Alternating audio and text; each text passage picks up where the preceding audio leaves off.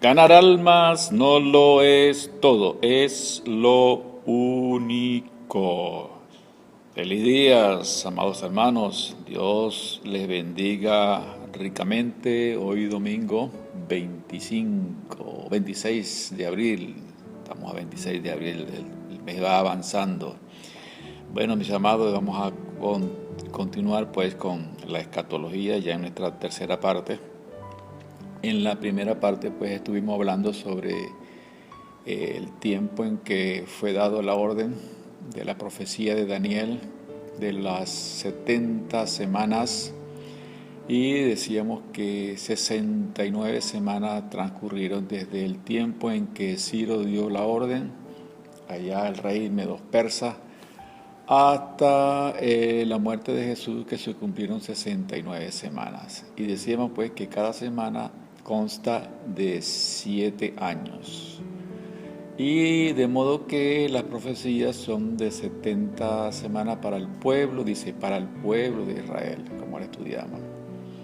Les recomiendo pues que repasen nuevamente ese audio para que fijen el conocimiento y les sea más fácil comprender todo. De modo que ahorita estamos en el tiempo de la iglesia. En la muerte de Jesús vino el Espíritu Santo, estableció la iglesia y de esa manera nosotros estamos hoy día esperando esa semana 70. Si ustedes leen, por ejemplo, en Romanos capítulo 11, si mal no recuerdo, el versículo 25, nos dice que hasta que el número de los gentiles no sea cumplido, no vendrá el fin. ¿Qué quiere decir todo esto? Que hay un número de escogidos por Dios determinado. ¿Cuánto es? No sabemos. Eso Dios sabe, solamente Dios lo sabe. Y el audio pasado estuvimos hablando pues de lo que pasa después de la semana 70. Entonces tenemos las 69 semanas más la iglesia. Por el lado izquierdo, vamos a llamarlo así, en el centro está la semana número 70, que son 7 años. Y después de esos 7 años viene el derramamiento de la ira de Dios, que consta de las 7 trompetas, las 7 copas, la destrucción de Babilonia, equiparada con Roma, y viene el descenso pues del jinete blanco que es Jesucristo en el caballo blanco para la destrucción del anticristo y el falso profeta. Después es apresado Satanás, lanzado al abismo, y entonces va a estar allí preso durante 1000 años, y en esos 1000 años aquí en la tierra va a estar gobernando el Señor Jesucristo juntamente con nosotros, y van a estar gobernando precisamente a los que queden vivos de toda esa cantidad de multitudes que habrán en las naciones todavía. Vamos a decir, el remanente de las naciones. Durante esos 1000 años pues se gobernará por Jesucristo. Luego al final el diablo va a ser suelto, va a reunir a las naciones y va a convocar a una guerra que será la guerra final, donde Jesucristo pues los va, con el resplandor de su gloria, los va a destruir a todos, y van a agarrar a Satanás y lo va a lanzar al abismo, donde al lago de fuego, donde va a estar el anticristo y el falso profeta, y así van a estar por siempre. Después de eso entonces viene la destrucción de la tierra por fuego y el juicio final, y entonces vendrán nuevamente el cielo nuevo y la tierra nueva, y por supuesto va a descender del cielo la Jerusalén, y entonces en ese cielo nuevo y en esa tierra nueva nosotros estaremos viviendo. De modo que ya hablamos de lo que estamos viviendo ahora, desde antes hasta ahora. Ya hablamos de lo que va a pasar después de la semana 70. Y hoy nos vamos a dedicar exclusivamente a conversar un poquito sobre esta semana 70, que es la que más nos interesa, es la que tiene más confusiones. Y pues entonces para eso vamos a iniciarlo con las preguntas que le hicieron los apóstoles al Señor Jesucristo, allá en Mateo capítulo 24. Dice el versículo 1, y cuando Jesús salió del templo, se acercaron a sus discípulos para mostrarles los edificios del templo. Respondiendo él, les dijo, ¿veis todo esto? De cierto os digo que no quedará aquí piedra sobre piedra que no sea derribada. Eso se cumplió en el año 70 con el general Tito, general romano, quien destruyó prácticamente a todo Israel. Y ahí fueron esparcidos los israelitas y luego los palestinos fueron los que tomaron los que hoy viven allí, conviviendo con Israel, tomaron esos sitios. Bueno, es otro tema. Versículo 3, versículo 2 dice, respondiendo él les dijo, ¿veis todo esto? De cierto os digo que no quedará aquí piedra sobre piedra que no sea derribada. El 3, y estando él sentado en el monte de los olivos, los discípulos le acercaron aparte diciendo, dinos, ¿cuándo serán estas cosas? Primera pregunta, ¿y qué señal habrá de tu venida? Segunda pregunta, ¿y del fin del siglo? Todo esto Jesús lo resume básicamente en esta semana 70. Viene la confusión que muchas personas dicen, bueno, ¿cuándo será esto? ¿Cómo podemos identificarlo? ¿Cómo yo sé que eso se refiere, la respuesta que va a dar Jesús aquí se refiere a la semana 70? Bueno, vamos a estudiarla pues. Versículo 4. Respondiendo Jesús le dijo, mira que nadie os engaña. Fíjate que cómo comienza el Señor. Nadie os engañe. Ahora, ¿por qué dice esto? El versículo que sigue nos lo explica. ¿Por qué? Es un porqué explicativo. Vendrán muchos en mi nombre diciendo, yo soy el Cristo, y a muchos engañarán. Cuando nosotros leemos la palabra Cristo, es la misma palabra Mesías, y es la misma palabra ungido. Son tres palabras en tres idiomas, pero que quiere decir lo mismo. La historia nos enseña que, y la mente judía, está que un ungido, y en el tiempo antiguo para poder ungir a alguien, era porque iba a ser rey.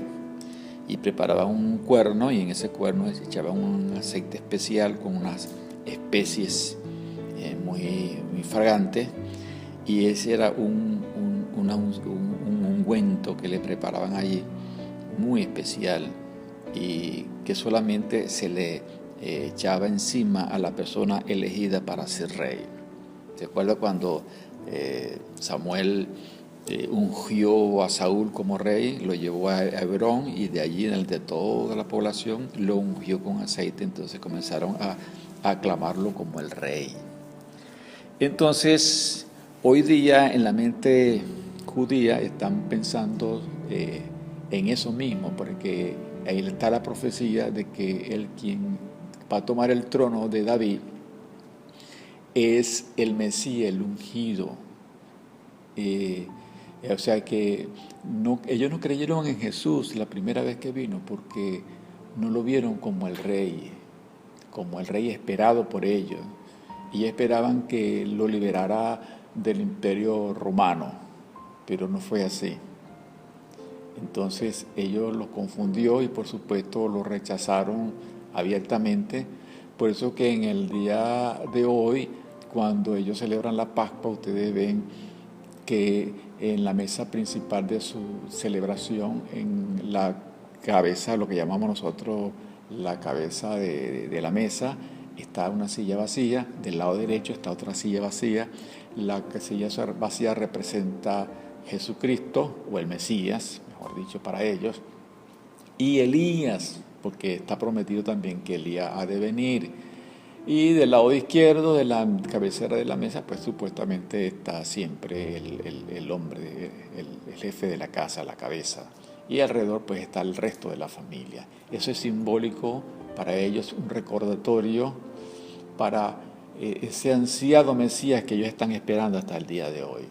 Por eso que Jesús le dice acá, no se dejen engañar, versículo 5, porque vendrán muchos en mi nombre diciendo yo soy el ungido, y a muchos se engañarán.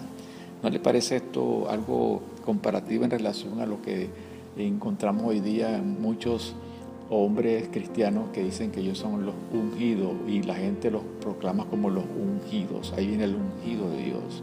En otras palabras están diciendo, ahí viene el Cristo. Porque la palabra Cristo en griego es ungido y la palabra Mesías en hebreo es ungido y la palabra ungido en español es ungido. ¿Ok? ¿Estamos bien? Perfecto. Entonces vamos a comenzar la explicación de Jesús. Oiréis de guerras y rumores de guerras. Mira que no os turbéis, porque es necesario que todo esto acontezca, pero aún no es el fin. Pero tú dirás, pero bueno, toda la vida, desde la creación del mundo, siempre ha habido guerras y rumores de guerra. Hoy día escuchamos guerra y rumores de guerra. Inclusive, hasta nosotros mismos aquí en Venezuela estamos amenazados de guerra. Estamos rodeados prácticamente por todos los norteamericanos y se presume, dicho por el mismo presidente de los Estados Unidos, que todas las cartas están sobre la mesa, incluida esa de la invasión. Y por supuesto es simplemente un rumor de guerra. ¿Ve? Entonces uno dirá, pero bueno, ¿cómo es esto de que, a qué se refiere esto? Precisamente esto se refiere a los 7 años, en los primeros 3 años y medio, eso va a ser, no como está haciendo ahorita, guerra y rumores de guerra, eso va a ser en todo, de una manera más incisiva, más insistente, más real. O sea, va a haber algo como descontrolado, pero en base a estos mismos puntos, oyendo rumores de guerra, y habrán guerras en sí mismos, ¿ok? Entonces, fíjense, va a ser distinto a lo de hoy, pero con mayor intensidad. O sea, la distinción va a estar en la intensidad, no como hoy, ¿ok? Sí, va a haber guerra en varias partes del mundo y va a haber rumores de guerra en otras partes. Entonces, versículo 7, porque se levantarán nación contra nación y reino contra reino, y habrá peste. No hemos escuchado nosotros que siempre ha habido peste.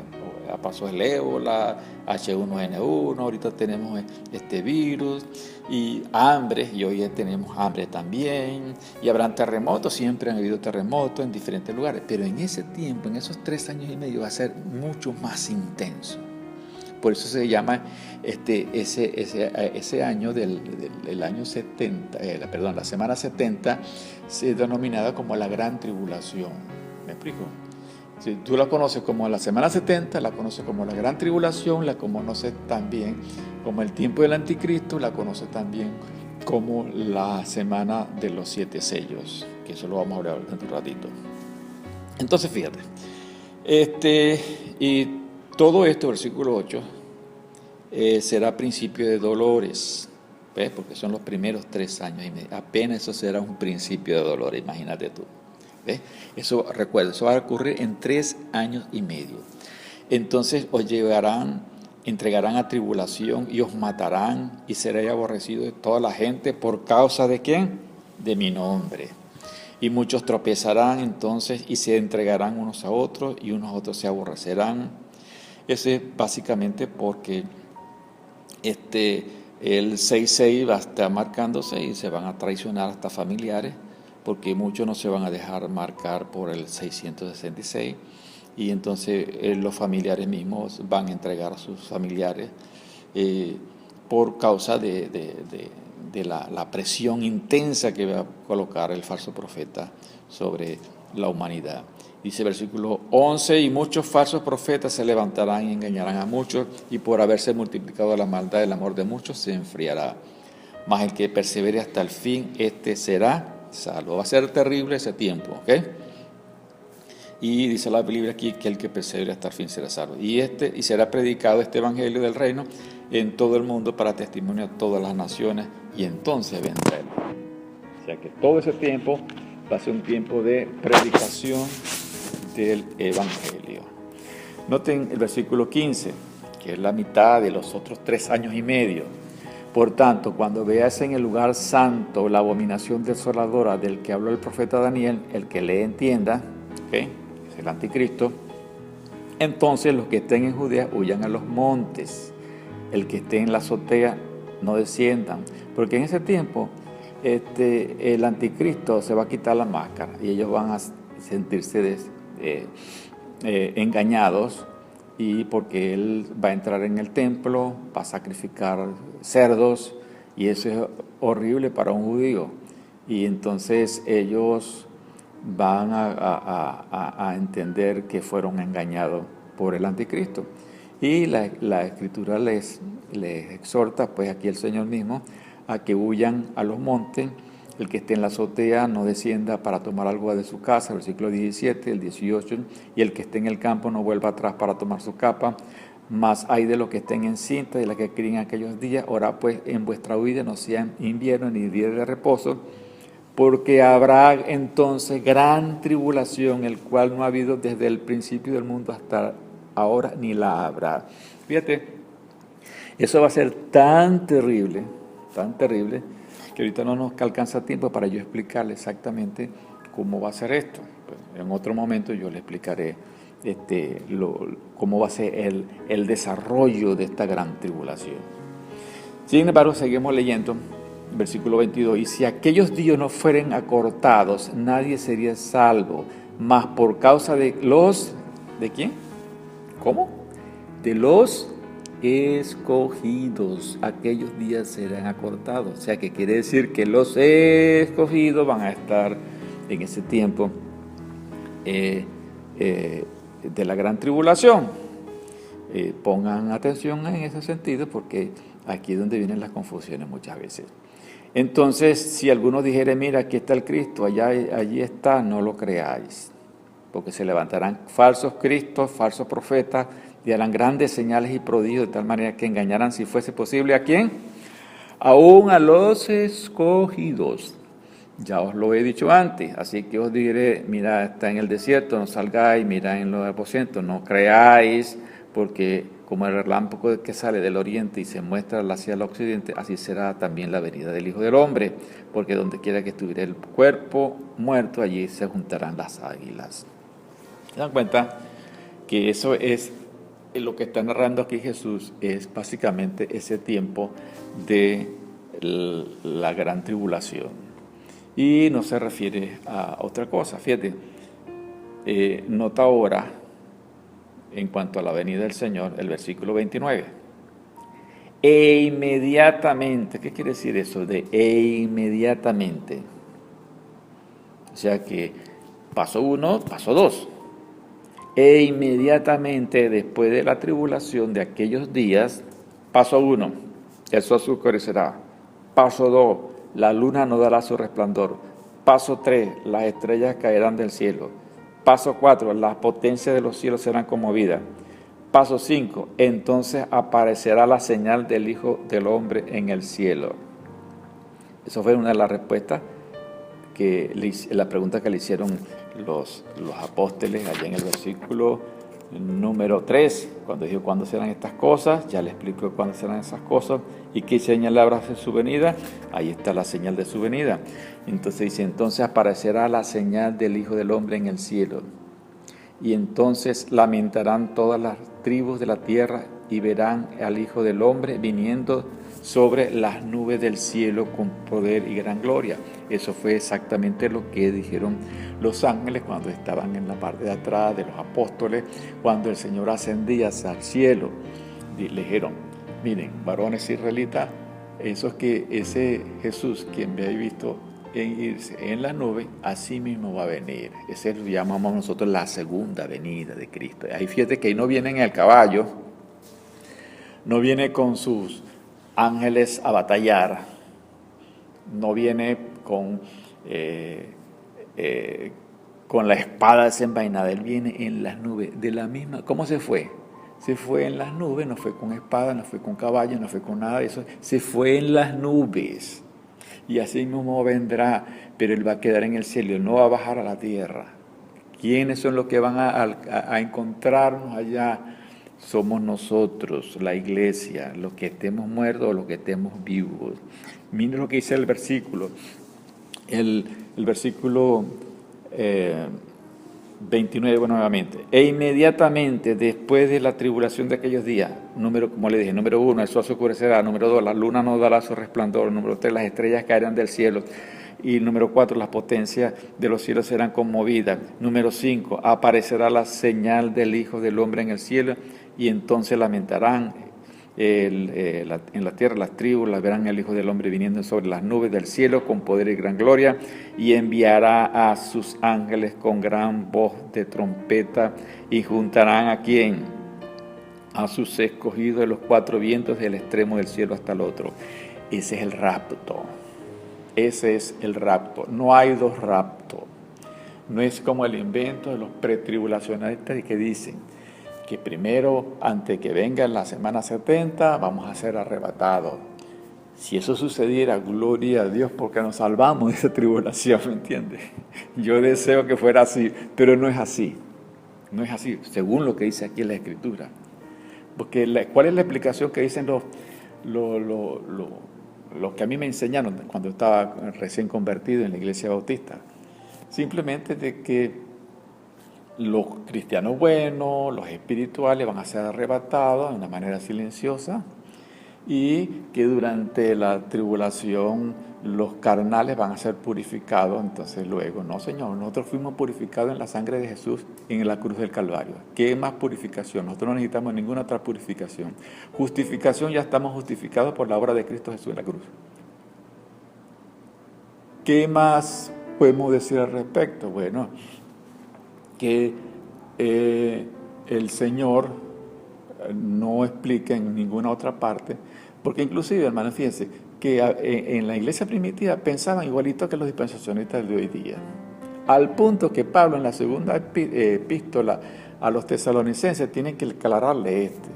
Y fíjate cómo dice, por ejemplo, en segunda de Tesalonicenses, el capítulo 2, para que tengan una idea, que ellos también estaban confundidos porque creían que la venida del Señor era inminente. Y entiéndase por inminente, tiene dos significados. El inminente es ya porque ya. Ellos pensaban que ya llegaba. ¿Ok? Pero el inminente tiene dos significados. Uno, ya para allá. ¿Ok? Y otro, quiere decir en la manera rápida como va a venir. Entonces, lo que se refería acá es a la manera rápida como iba a venir, no tanto a lo ya para allá. No sé si me explico. Por ejemplo, la iglesia primitiva estaba confundida al respecto. Y viene Pablo en el capítulo 2 de 2 de Tesalonicenses y trata de aclararle esto por la confusión que tenían ellos. Dice, pero con respecto al versículo 1, pero con respecto a la venida de nuestro Señor Jesucristo y nuestra reunión con Él, fíjate, venida del Señor Jesucristo y reunión con Él es una cuestión simultánea, ¿ok? No son cosas separadas. Dice, os rogamos, hermanos, que no os dejéis mover fácilmente de vuestro modo de pensar, ni os conturbéis, ni por espíritu, ni por palabra, ni por carta como si fuere nuestra, en el sentido de que el día del Señor está cerca. Vuelve y le repite, nadie os engaña en ninguna manera, porque no vendrá sin que antes venga la apostasía. ¿Y qué se refiere aquí a la apostasía? A ese tiempo cuando muchos pseudo cristianos se van a dejar marcar con el 666 por no morir, por no morirse de hambre, porque el anticristo no los atormente. Entonces ellos van a preferir apartarse del camino de la verdad, y entonces pero va a ser un gentío tan grande que por eso se llama la gran apostasía. Entonces el Señor no, hasta que eso no pase, el Señor no va a venir. Y se manifiesta el hombre de pecado, el hijo de perdición, y él se manifiesta durante todos esos 7 años, ¿ves? Como lo vemos acá, e inmediatamente después de la tribulación, como dice en Mateo 29, 24, 29, es que va a venir el Señor, como lo acabamos de leer. ¿Ves? Entonces fíjense, por eso el versículo 4 de 2 de Tesalonicenses dice, el cual se opone y se levanta contra todo lo que se llama Dios o es objeto de culto, tanto que se sienta en el templo de Dios como Dios, haciéndose pasar por Dios. El cual se opone, se levanta contra todo lo que se llama Dios o es objeto de culto. Se va a levantar en contra de todos nosotros. Por eso es la gran apostasía. Va a depender de eso. Mucha gente va a preferir salvar su vida a costa de la salvación eterna. Prefieren no morir por causa de Cristo, con tal de ellos salvarse de lo que él está haciendo, porque se va a hacer terrible, no se crean, va a ser terrible. Bien, hermanos, fíjense, el tiempo se nos acorta un poquito más. Entonces, fíjense, veamos ahora lo que nos dice brevemente allá en Apocalipsis, los 7 sellos, para que ustedes se den cuenta y comparen en el capítulo 6 de Apocalipsis. Vamos a verlo, lo que nos dice acá. Y vi el versículo 1. Vi cuando el Cordero abrió uno de los sellos y oí a uno de los seres vivientes decir como de voz de trueno, ven y mira. ¿Se acuerdan de los seres vivientes? Los serafines. Uno es lo que decían, ven y mira. Versículo 2. Y miré y aquí un caballo blanco, el que montaba tenía un arco y el que fue dado una corona y salió venciendo para vencer. ¿Quién abre el sello? Jesucristo. ¿Y cuál es este primer sello? El anticristo. Fíjese que viene en caballo blanco, imitando a Jesús, que viene en el caballo blanco en el capítulo 20, versículo 1. Viene con y el que monta tenía un arco, fíjese que no tiene flecha, ¿ve? Y Jesucristo viene con una espada. Si vean que hay una imitación, va a imitar a Jesús. Y le fue dada una corona y Jesús viene con muchas diademas, muchas coronas. Y le fue dada una sola corona. Y salió venciendo para vencer porque el tiempo de vencer él es durante estos 7 años. Y versículo 3. Cuando vio el segundo sello, vi el segundo ser viviente que decía, ven y mira. Y salió otro caballo bermejo, y al que lo montaba le fue dado el poder de quitar de la tierra la paz, y que se matasen unos a otros, y se le dio una gran espada. Ese es el anticristo, el brazo ejecutor de la bestia del anticristo, ¿ok? El falso profeta es el caballo bermejo. Él es el que está encargado de ejecutar toda esa matanza y hacer que se maten unos a otros, y se le dio una gran espada. Y el versículo 5, cuando abrió el tercer sello, oí al tercer ser viviente que decía, ven y mira, y miré y aquí un caballo negro, y el que lo montaba tenía una balanza en la mano, y oía una voz de en medio de los 4 seres vivientes que decían, 2 libras de trigo por un denario, 6 libras de cebada por un denario, pero no dañes el aceite ni el vino. Eso es el hambre que va a haber, por el costo, por la carestía de los alimentos. Exactamente, usted vaya relacionándolo con los primeros 3 años que leímos allá en Mateo 24. Y versículo 7 dice, cuando abrió el cuarto sello, oí la voz del cuarto ser viviente que decía, ven y mira, y miré y aquí un caballo amarillo, y el que lo montaba tenía por nombre muerte, y el Hades le seguía, y le fue dada potestad sobre la cuarta parte de la tierra para matar con espada, con hambre, con mortandad, con las fieras de la tierra. Todo, por eso se llama la gran tribulación. Ellos van a hacer todas esas cosas, ¿ok? Versículo 9, cuando abrió el quinto sello, vi el altar de las almas de los que habían sido muertos por la causa de la palabra ¿de qué? De Dios, y por el testimonio que tenían. Y ese ¿en cuál sello? En el quinto sello.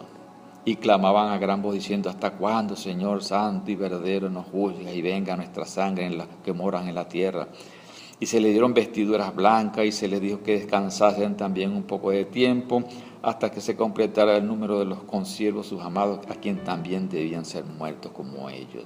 ¿Quiénes son estos que están aquí en ese altar clamando por venganza? Todos los que habían muerto antes de esa semana número 70. Y en esa semana 70 tenían que morirse muchos, que le iban a cortar la cabeza, le iban a matar, le iban a disparar, le iban a colgar, le iban a hacer de diferentes maneras, ¿ok? Que también tenían que ser muertos como ellos. Por ejemplo, ahí está Isaías, que fue puesto dentro de un árbol y después con una sierra cortaron el árbol, por supuesto lo cortaron a él por la mitad también. Y así muchos que murieron por la predicación de la palabra de Dios en la Santísima Inquisición, que inventaron los católicos romanos para el tiempo de la Edad Media, donde hicieron matar a muchos cristianos. Esos son los que están aquí clamando venganza. Y se le dice a ellos, Señor, aguántese un poquito más porque hay que liquidar unos cuantos ahora en los últimos 3 años y medio de la gran tribulación. ¿Y quiénes van a hacer eso? Hermanos queridos, la iglesia, no hay más nadie. ¿Ve? La iglesia, los escogidos, como dice la Escritura.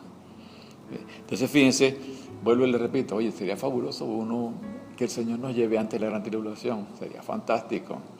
Bueno, yo cruzaría los dedos para ligarlo, pero no es así, la Escritura me dice otra cosa. Vean entonces el versículo